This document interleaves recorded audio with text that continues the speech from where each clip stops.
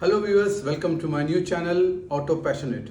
I am your host Sam, and I am been an off-roader since many years, and I'm a club member. I drive with a lot of clubs, drive with a lot of groups. I am an off-roader passionate about camping, and I modify vehicles, and I'm into profession of modifying the cars for off-roading, for specialized requirements and all those things. And over that I have a lot of experience in vehicle maintenance. So today this channel is going to be for about an activity called off-roading. Okay, off-roading is a very interesting event or activity, and it creates a lot of challenges among people.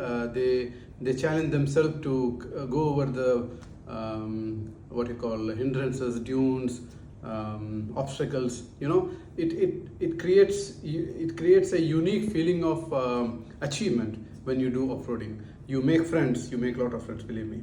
You see places, beautiful places. See, it's in the desert in UAE, so it's you see places. There are beautiful places around our city, and then above all, you learn how to maintain relations, and also you learn how to be a team worker.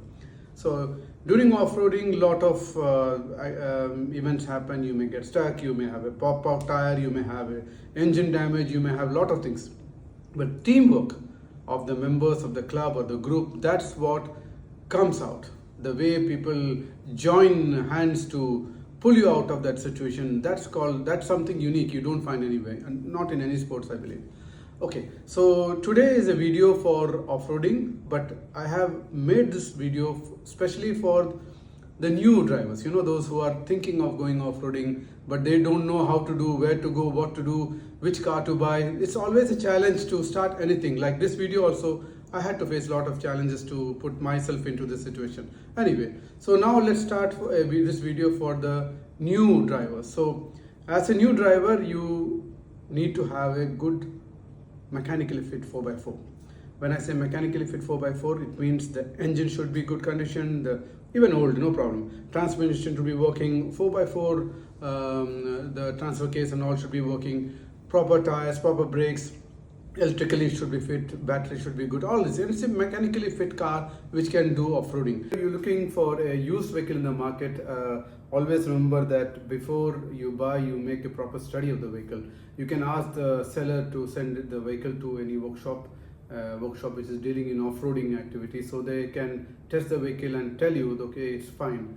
So you have a lot of options. In Jeep you have the TJs, the Cherokees, XJs, and then you have the JK, which is the previous generation vehicle, but don't go for the 3.8 because that is a little underpowered. The 3.6 you can say after 2012 is a very good vehicle to bet on. Then you have the Nissan Pathfinders, the Nissan Patrols, you have the FJ Cruiser, which is a very capable vehicle, and even the Nissan, sorry I forgot, the Xterra, that's a masterpiece. So all these vehicles are there available in the market and are priced well for a easy budget purchase for off-roading. See, it's going to be fun. So you will be taking your friends, your family, and all those things. So be sure that everything is properly done. You don't need to have issues in the desert. So once your vehicle is sorted out and you are ready to go, you need to look for a club, an off-roading group, which actually will take you with them. And always look for clubs which has a convoy.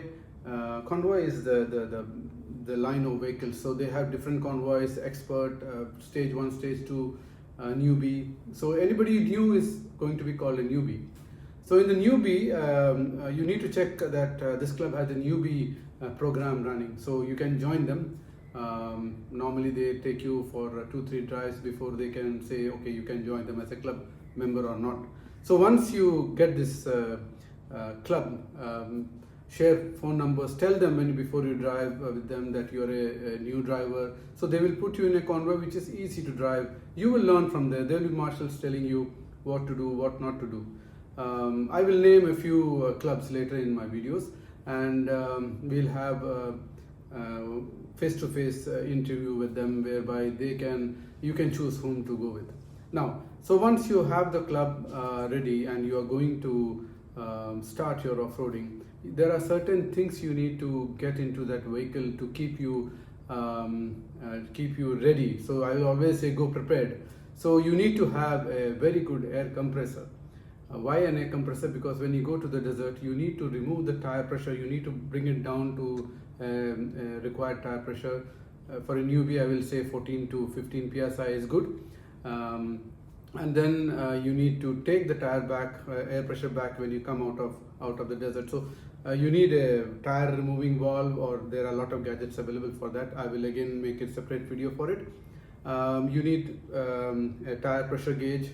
Of course, the compressor is there. You need a shovel. You need a recovery rope. Always go for the kinetic one, because that will not give jerk to the vehicle, whereby your neck joints will be safe. Then go for soft shackles. Again, there will be special video for soft shackles later. And you need to have a first aid kit. Carry a lot of water. Means I will say 4 liters for each person if you are coming back on the same day. So 4 liters each person is drinking water. If you want extra water, you can carry. Always go full tank. So make sure that wherever you're starting the drive, there is a pump there, so you can fill before entering the desert and come back and again fill at the same place if you are getting out at the same area. If not, ask your convoy leader as to where they're exiting, and Google out where is the nearest petrol pump. Be ready for the fuel. Fuel has been issues with a lot of convoys. Next comes the communication device. When you say it could be a mobile phone, it could be a walkie-talkie.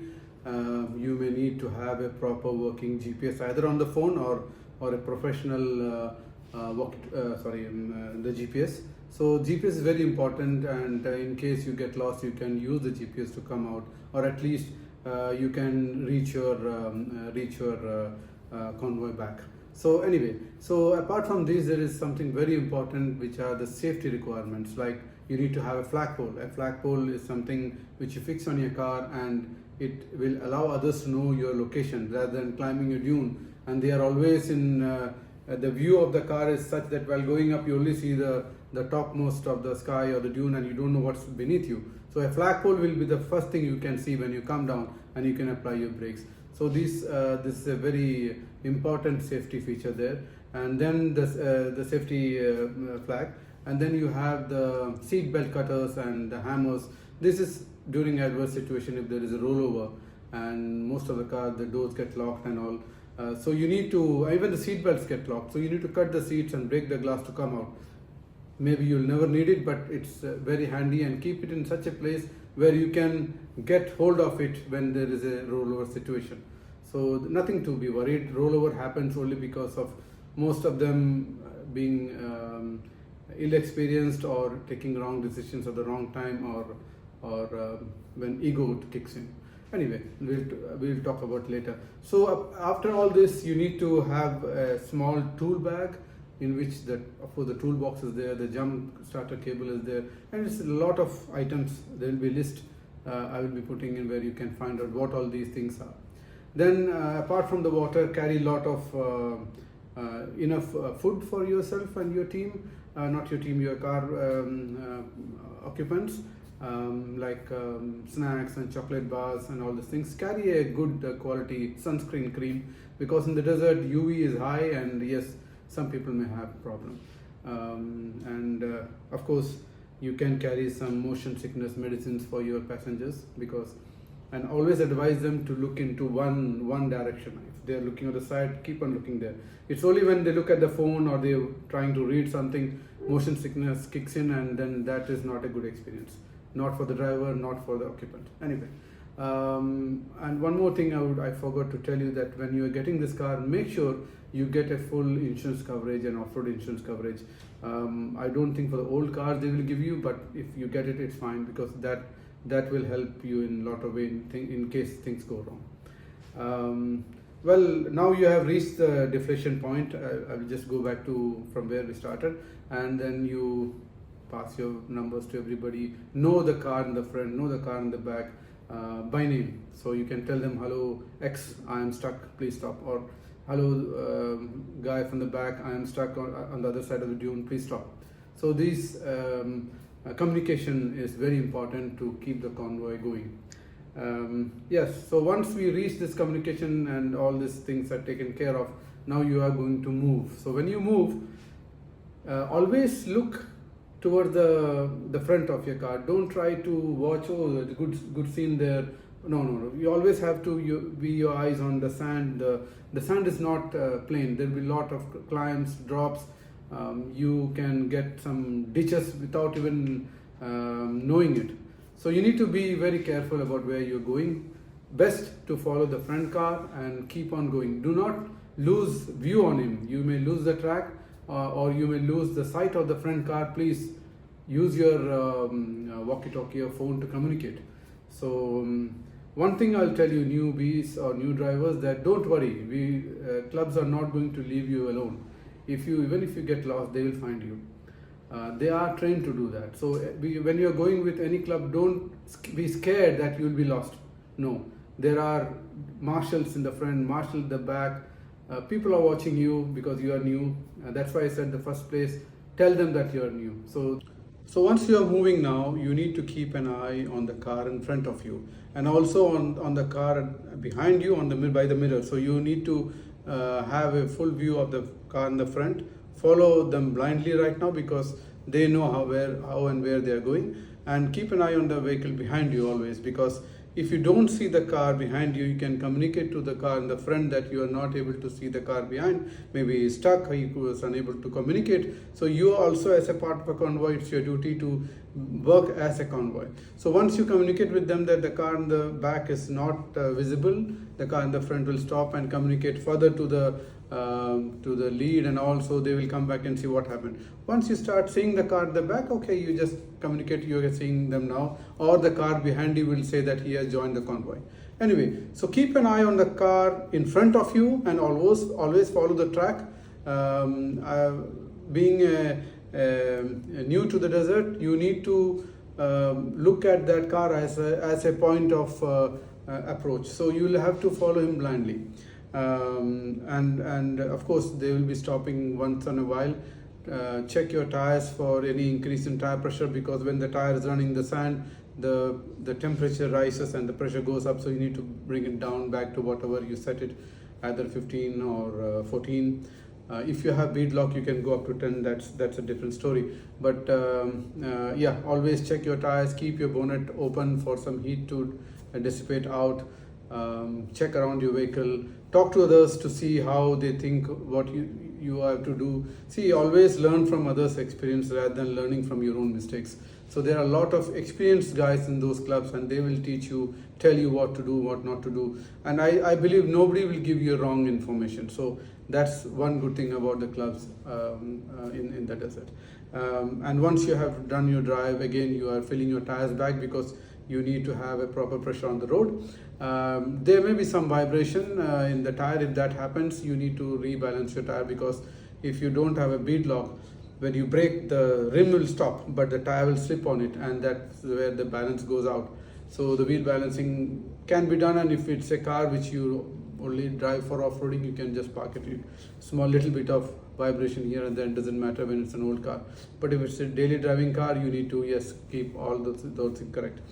If you drive 4 times a week, I will say that every 2 weeks get your car checked, the suspensions and all these things, and keep a good look on your cooling system, because the cars driving in the desert are run at very high RPM. There's a lot of load on the engine and on the transmission. Fluids should be changed more than frequency. Suppose they do it at 10,000, do it at 5 or 7,000. Keep your filters clean. So one last thing I would like to add to this video is that before you leave for this drive, inform your family or your friend as to which club you're driving with, and pass on one of the club members' number, or 2 guys' numbers to your family or friends, so that they can try to locate you in case you don't reply or you don't come back.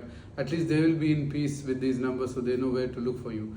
And yes, this is an activity which I think everybody will enjoy. So I will be putting more videos on what all modifications you will be requiring, what all tricks you need to learn, and how to make your off-road adventure more reliable and easy to get there. So as I told you, you will learn slowly and it's better to learn slowly rather than learning fast, because you will skip a lot of things.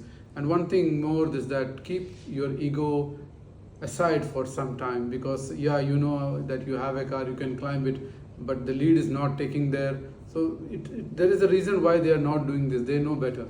And always follow the convoy rules. There are certain rules in each club and you need to follow that.